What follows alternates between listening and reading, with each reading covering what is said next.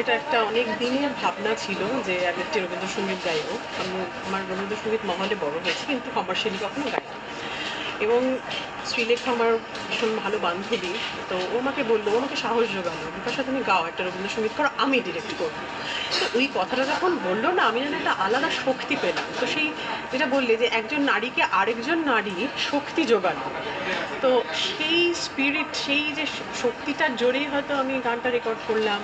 তারপরে আমি ওর সাথে ডিসকাস করলাম, তারপরে ও পুরো কনসেপচুয়ালাইজেশন ওরই আর কি পুরো ব্যাপারটা। তারপরে আমরা শুটিং করে গেলাম, শুটিং করলাম। তারপরে আরেক নারী আমাদের পাশে এসে দাঁড়ালো, আশা অডিওর অপেক্ষা। ঠিক আছে, আমাদের যে এডিটিং করেছেন প্রিয়াঙ্কা, সেও একজন সফল এডিটর।